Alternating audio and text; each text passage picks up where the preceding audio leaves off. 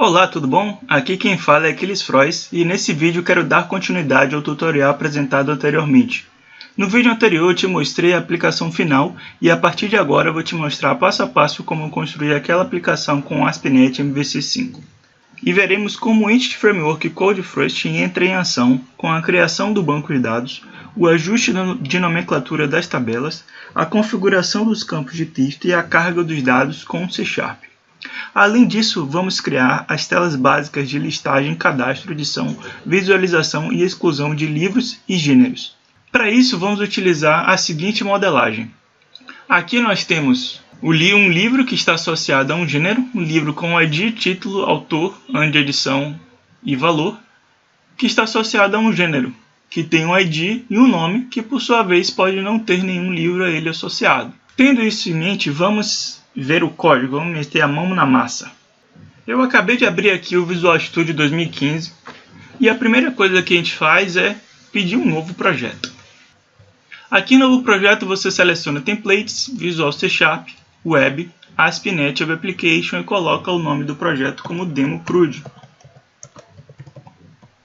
Lembre-se de colocar o seu projeto no lugar que você acesse facilmente. Lembre-se também de desmarcar, caso seja marcado, o Application Insights aqui em cima.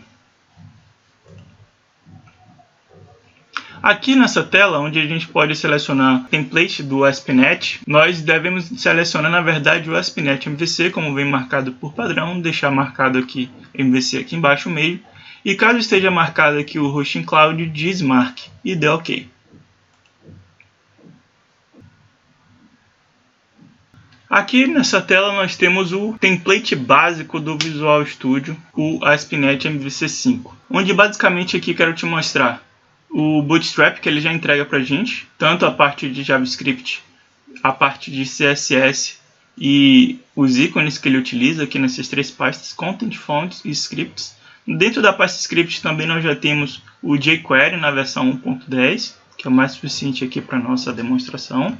E aqui na pasta Controller ele já entrega para a gente aqui um controller padrão, com a tela de Home, três telas, né? A tela principal do sistema, uma tela de About, uma tela de Contact, nós vamos ver ela daqui a pouco. E mais dois controllers aqui para gerenciamento e criação de usuários e senhas. Vamos rodar aqui a aplicação, sem fazer alteração nenhuma, só para você ver a cara dela inicialmente. Basta você dar F5 no seu teclado ou apertar esse play verde aqui.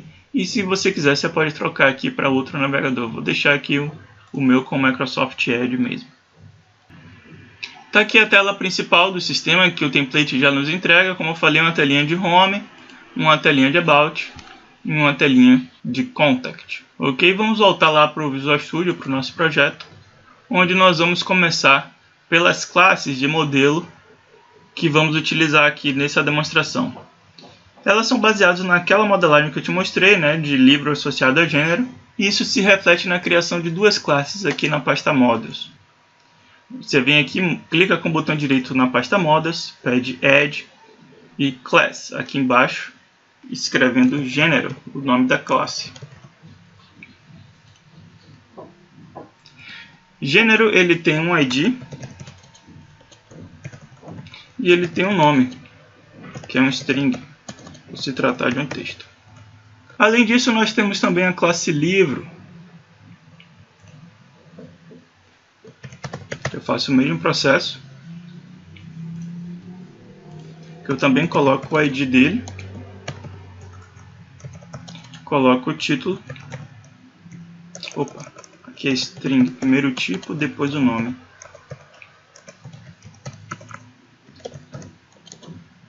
Int como ano, edição e um décimo valor. Eu também tenho que associar essa classe livro à classe gênero. Uma das formas de eu fazer isso é colocando aqui o tipo gênero como uma propriedade aqui da minha classe livro. Além disso, eu também coloco, se você observou, eu não escrevi a propriedade inteira, eu sempre escrevia a palavra, o atalho na verdade prop, dava 2 tabs no teclado e escrevia a propriedade. Ele já preenche para mim o template de propriedade, eu só preciso alterar o nome dele ali. Dessa forma aqui, na verdade, eu acabo seguindo uma convenção do Entity Framework de associação de classes. Dessa forma aqui, o Entity Framework já entende que gênero ID é a chave estrangeira de gênero aqui dentro de livro, certo? Já que eu já criei minhas duas classes, gênero e livro, agora eu vou criar a classe que estende o Entity Framework e faz toda a parte de acesso a dados para essas duas classes de livro e gênero. Para isso eu vou criar uma pasta nova, clico com o botão direito aqui em cima de DemoCrude, Add, New Folder e escrevo acesso dados.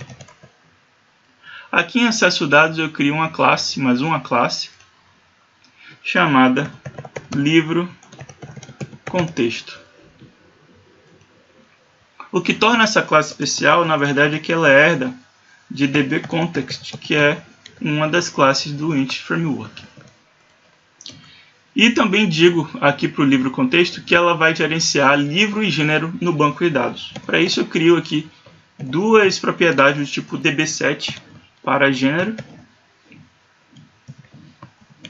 O nome aqui de gêneros. Se o seu, assim como o meu aqui, ele não reconheceu o gênero, a classe gênero, basta você colocar o cursor aqui no final da palavra e apertar no teclado Ctrl, ponto.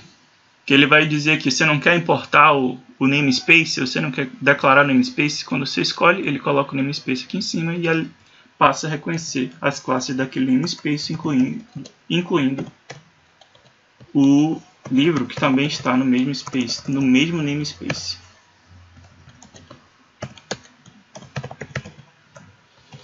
Beleza. Acontece que se você deixar a sua classe de Entity Framework dessa forma, ele até vai criar o banco de dados de acordo com essas duas classes aqui, mas as nomenclaturas dele e a configuração de determinados campos de repente não vai estar da melhor forma ou da forma que você gostaria. Por exemplo, se você criar o banco de dados seguindo esse contexto aqui, esse livro contexto, o seu banco de dados terá a seguinte configuração. Se você observar nessa imagem que eu fiz aqui de exemplo, onde eu já criei o banco de dados livro contexto, o livro contexto aqui, perceba que o nome das tabelas, generois e livros, não é exatamente o nome de tabela que a gente gostaria de ter no nosso banco. Sem falar a questão dos campos que são do nvarchar, são do tipo nvarchar, que representam os tipos string em C#. Veja aqui como eles estão configurados, com nvarchar max, nvarchar max. Essa não é a configuração que você gostaria de fazer no seu banco. O interessante é que você coloque um valor de caracteres, de repente um valor de caracteres máximo, para que o Entity Framework não sete automaticamente, por padrão, os campos nvarchar como ocupar o máximo de caracteres possível para aquele campo, e nem colocar as tabelas com esses nomes, que ele pluraliza, né?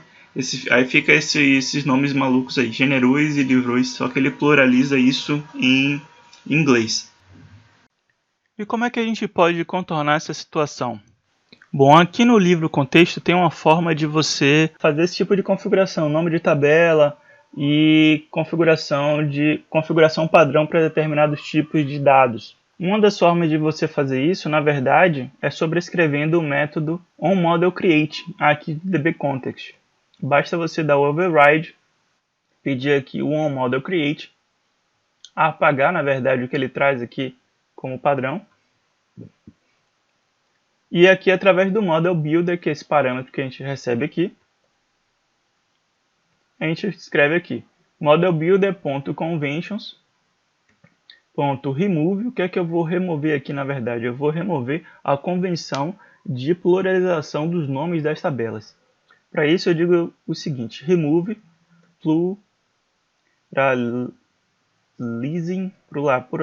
pluralizing table name convention.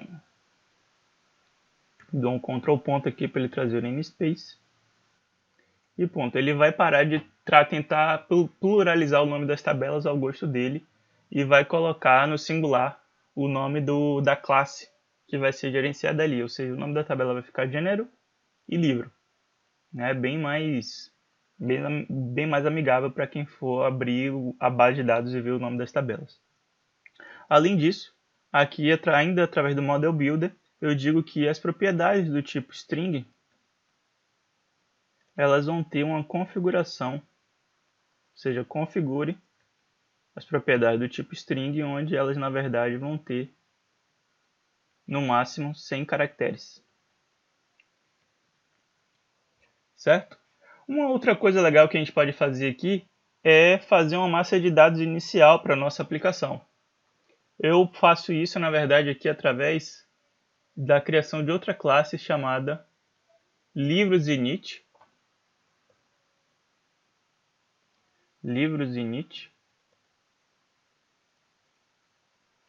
E essa classe aqui, na verdade, ela herda de uma outra classe do Int Framework chamada create database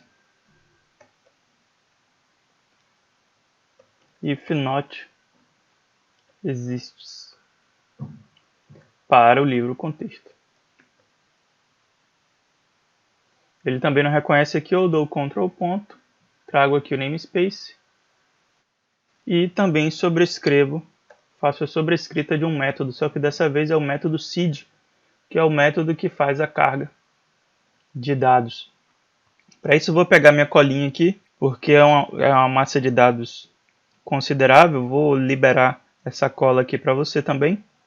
Não se preocupe em copiar toda ela agora ou entender toda ela agora. O importante que acontece aqui é eu importar também na classe gênero e eu trocar aqui o parâmetro de context para contexto, porque eu já escrevi tudo com contexto. Beleza. O importante observar aqui é essa lista aqui de gêneros que eu crio em C#. Depois que essa lista é criada, eu digo para o Int Framework coloque todos esses gêneros que eu acabei de criar através dessa lista dentro do seu contexto. A mesma coisa para livros. Eu crio também uma lista de livros aqui. Já associo inclusive um determinado livro com um determinado gênero. Eu já deixo isso aqui configurado. E no final eu também digo para ele adicionar todos esses livros aqui no contexto de dados do Int Framework e digo para ele persistir tudo isso no banco de dados. Contexto Save Changes. Só que para esse cara rodar eu preciso registrar esse cara em algum lugar. Eu faço isso aqui no global AsaX, através da classe Database, também do Int Framework, e digo aqui set initializer para o livro contexto.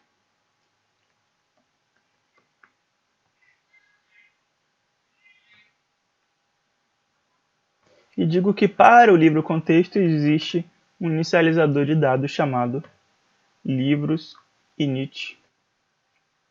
E aí ele roda o método seed na hora de criar o banco de dados. Agora vamos fazer o seguinte, vamos criar as telas de listagem, de cadastro, edição, visualização e exclusão para livros e gênero. Eu faço isso através aqui do wizard de criação de controllers do Visual Studio. Eu clico com o botão direito aqui em cima do controller, da pasta controller, peço add controller e o segredo está em selecionar essa opção aqui, MVC5 controller with views using Entity Framework.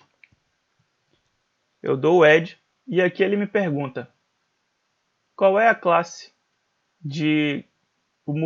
que vai servir de modelo. Vai ser gênero. Aqui ele já viu que a classe que herda de dbContext é livro contexto. Se o seu não tiver, se o seu veio assim vazio, basta você começar a escrever, ele já completa para você. Deixa isso daqui marcado da forma que está aqui. E aqui embaixo em controller name, você só troca aqui de generous para gêneros e dá o add. Ele criou aqui para mim o controller, já com as respectivas actions de listagem, edição, detalhes, exclusão e cadastro. Já tudo integrado com o Int Framework. Além disso, ele criou também as telas. Então aqui é a tela de listagem de gêneros, aqui a tela de listagem, a tela de edição, de detalhes, de delete e de create de gêneros. E eu vou fazer agora a mesma coisa para livros. Então peço aqui da mesma forma de antes, o botão direito em cima da pasta controller, add, controller, MVC5 controller FViews using Int Framework. E dessa vez eu digo que o modelo é livro, a classe livro deixo tudo marcado e também troco aqui o nome para livros controller do add. Isso, na verdade, essa mágica, vamos dizer assim, é uma técnica chamada scaffolding, que existe em vários outros frameworks, em várias outras ferramentas, o Visual Studio também utiliza isso. Ele analisa, na verdade, a classe que você disse que é a classe modelo, no caso aqui a classe livro e a classe gênero, ele analisa a sua classe e cria para você o controller e as views, né? Que aqui ele também criou o controller de livros e as views para listagem, cadastro, edição, exclusão e detalhes de livros. Eu vou fechar aqui todos esses arquivos e vou deixar só o index de gêneros aberto aqui e vou dar F5 aqui no teclado. Quando eu executo aqui, na verdade, o que é que o Int Framework está fazendo? Como eu estou acessando ele pela primeira vez, ele cria o banco para mim, dá a carga de dados daquele livros init no banco de dados, de acordo com a configuração que a gente fez no webconfig e também no onModelCreate. E assim que ele termina tudo aqui, a aplicação é executada e está aqui a tela de listagem de gêneros com os gêneros que eu pedi para ele dar a carga inicial, certo? Eu também posso criar um gênero novo aqui, novo gênero. Posso pedir o detalhe, o edit do novo gênero. Está aqui embaixo. Details, está aqui. Delete, está aqui. Vamos dar uma olhada lá em livros. Está aqui também todos os livros que eu cadastrei, são 38 livros, se eu não me engano.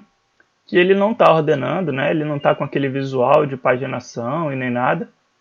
E é verdade, porque o scaffold que ele faz, ele é essa tela básica aqui. Né? No próximo vídeo, a gente vai ver a aplicação do jQuery Boot Grid para que essa tela aqui passe a ter as funcionalidades de paginar, de ordenar pela coluna, com os botõezinhos aqui já do Bootstrap. E que mais? Eu acho que só. No próximo vídeo a gente vai aplicar o jQuery Boot Grid aqui para que ele fique com a cara mais apresentável e tenha essas funcionalidades. Tá ok? Espero que você tenha gostado desse vídeo. Se você está vendo esse vídeo no YouTube, dê o seu like aqui. Seu like não, dê o seu curtir aqui embaixo. Seu gostei, é tanto nome para a mesma funcionalidade. Seu gostei aqui no seu legalzinho aqui no vídeo. Inscreva-se na página para você ser notificado dos próximos vídeos. Se você está aqui no Facebook, curta a página para também você receber a notificação dos próximos vídeos e dê o like nesse post aqui. Até a próxima!